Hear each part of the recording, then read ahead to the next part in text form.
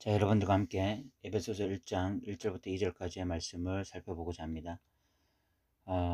오늘 우리가 1, 2절만 살피는 이유는 그 다음에 나눌 3절부터 14절까지 이 삼위일체 하나님의 구원 경륜까지 다 다루려고 하면 그 내용이 너무나 방대하기 때문에 그렇습니다.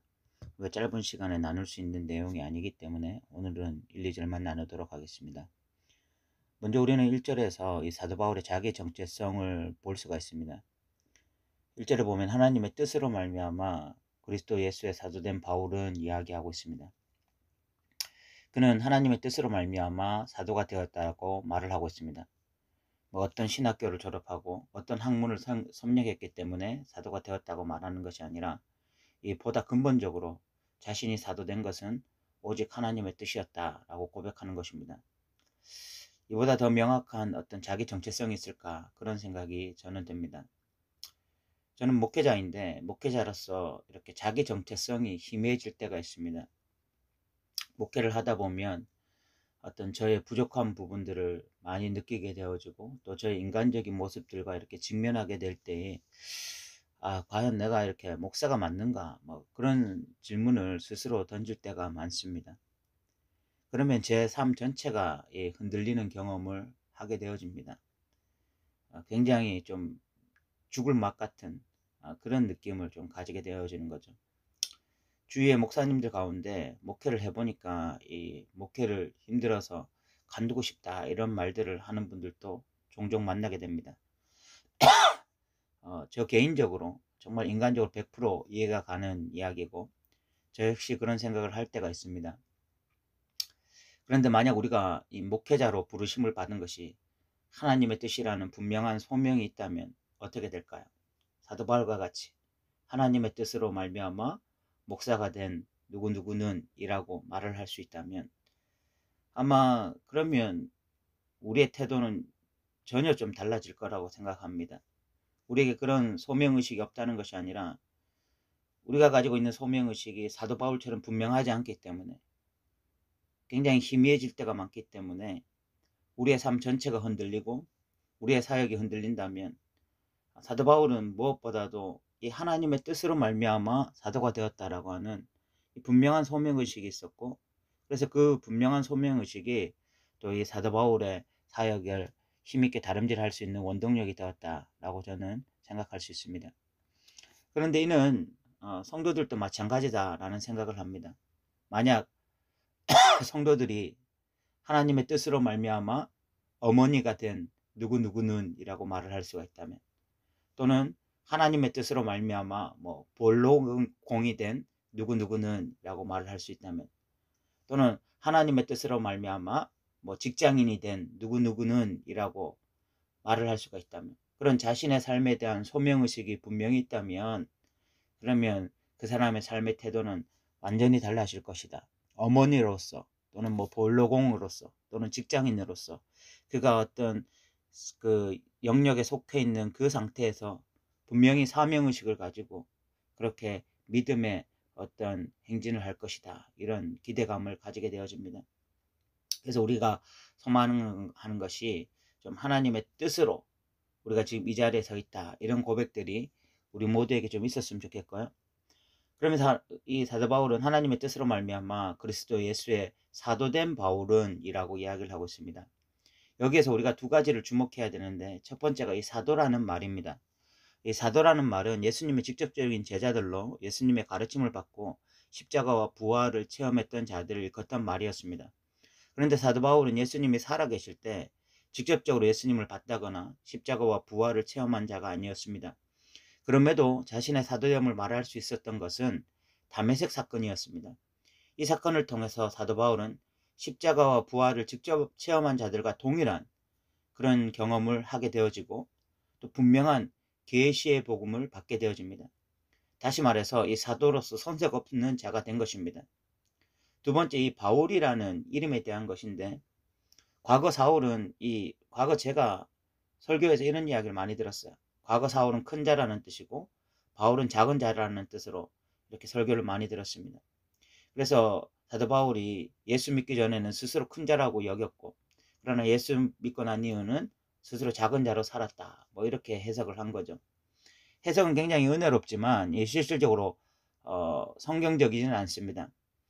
실질적으로 이 사울이라는 이름의 뜻은요, 큰 자라는 뜻을 가지고 있지 않고 구하다, 요청하다라는 의미를 담고 있습니다. 또한 사도 바울은 회심 이후에 한 14년이 지날 때까지 그는 여전히 사울이라는 이름을 사용했습니다. 그렇다면 사도 바울은 한 14년 정도가 지나고 난 이후에 그 이후부터 이제 바울이라는 이름만 사용하게 되어지는데, 왜 그가 14년 정도가 지난 이후에 바울이라는 이름만 사용하게 되었을까? 우리가 한번 생각해 보면 이는 그의 사역과 밀접한 관련이 있습니다. 그는 이방인을 위한 사도로 부르심을 받았고 그때에 이방인들에게 좀 더 친숙한 바울이라는 이름을 사용하게 된 것입니다. 사울이라는 이름은요, 유대인들에게 친숙한 히브리식 이름이고 바울이라는 이름은 이방인들에게 친숙한 헬라식 이름이거든요. 그러니까 이 이방인들에게 지금 복음을 증거해야 되기 때문에 이방인들에게 친숙한 헬라식 이름을 사용하기 시작한 것이죠. 또한 이것을 통해서 바울이 얼마나 이 사역에 중점을 두고 살았던 사람인지를 우리가 알 수가 있습니다. 이렇게 발신자인 바울에 대해서 우리가 살펴보았고, 수신자인 이 에베소 성도들에게 살펴보면 사도 바울은 에베소에 있는 성도들과 그리스도 예수 안에 있는 신실한 자들에게 편지한다라고 이야기를 하고 있습니다. 바울은 에베소에 있는 성도들에게 편지를 쓴다라고 이야기하고 있는데, 이 성도라는 말은 거룩한 무리라는 뜻을 가지고 있습니다. 그렇다면 왜 에베소 성도들은 거룩한 무리라고 불릴 수 있었을까요? 그 이유는 그들이 하나님의 백성으로 구별되었기 때문에 그렇습니다. 다시 말해서 하나님께 속하게 되었기 때문에 그렇습니다.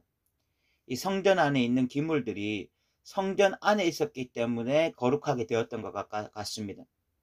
그러므로 이 성도라는 말은 철저하게 관계적인 용어로 하나님 안에 속했을 때의 성도라고 부르는 것입니다. 또한 여기서 사도 바울은 성도들과 그리스도 예수 안에 있는 신실한 자들에게 편지한다라고 해서 성도들과 동의어로 신실한 자들을 말하고 있습니다. 여기서 신실한 자들이라는 말은 믿는 자들로 바꾸어서 말을 할 수가 있습니다. 예수를 믿는 자들을 신실한 자들이라고 말한 거예요. 그런데 이 예수 믿는 자들, 이 신실한 자들이 철저하게 예수 안에 있는 자들을 의미하는 것입니다. 예수 밖에서 예수를 믿는 자는 없습니다.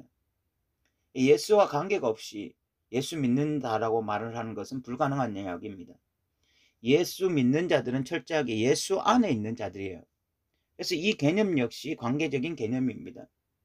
오늘날 이 한국교회 안에 예수님 믿는다고 말하지만 예수님 안에 없는 자들, 예수님과 전혀 관계가 없는 자들을 많이 만나게 되어집니다.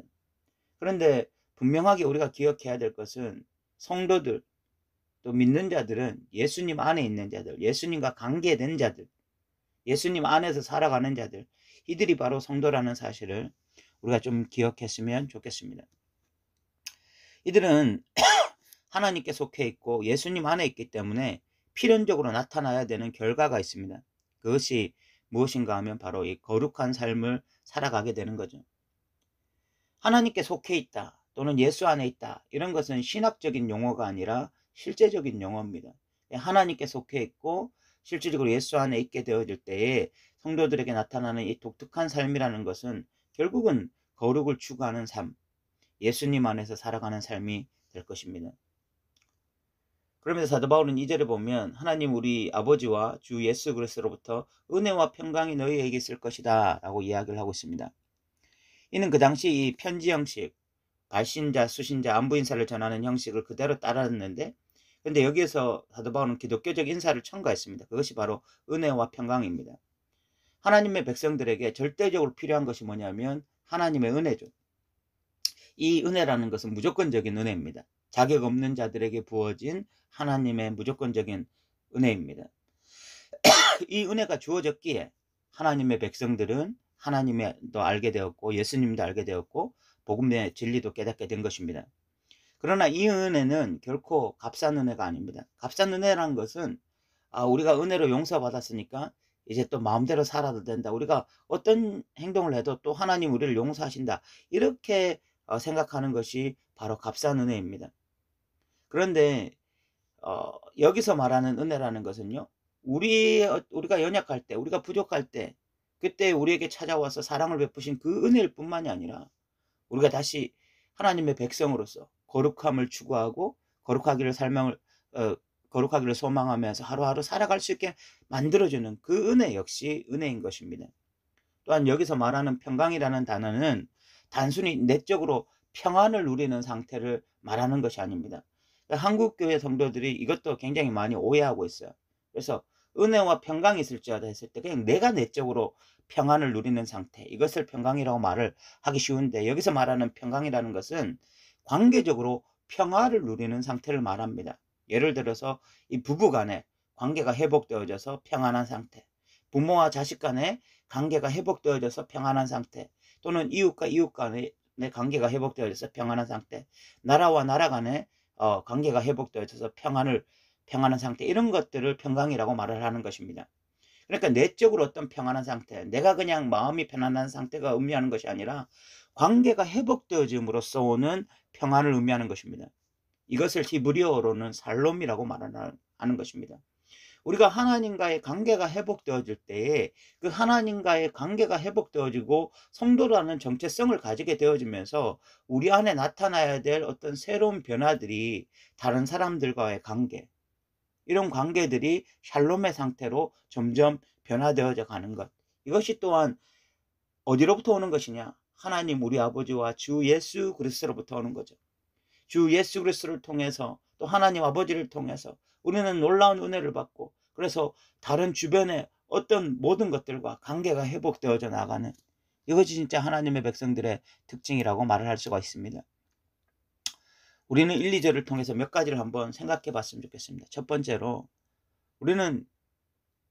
우리가 자신 있게 무엇보다 하나님의 뜻으로 말미암아 지금 뭐뭐된 나는 이라고 말을 할 수가 있는지 한번 생각해 봤으면 좋겠습니다. 쉽게 말해서 내가 지금 하나님의 뜻 안에서 거하고 그 뜻을 따라서 살아가고 있는지 한번 생각해 봤으면 좋겠습니다. 두 번째, 우리는 하나님의 백성으로서 하나님께 속해 있고 예수님 안에 있다라고 말을 할 수가 있는지 한번 생각해 봤으면 좋겠습니다. 성도라고 하는 것은, 하나님의 백성이라고 하는 것은 하나님께 속해 있는 자, 예수 안에 있는 자를 의미하는 것입니다.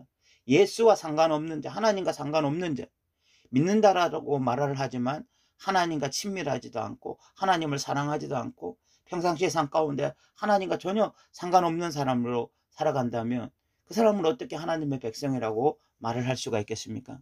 우리가 하나님의 백성으로 속해 있고 예수 안에 있는지 한번 생각해 봤으면 좋겠고, 세 번째, 우리는 하나님의 절대적인 은혜를 기대하며 살고 있는지 한번 생각해 봤으면 좋겠습니다.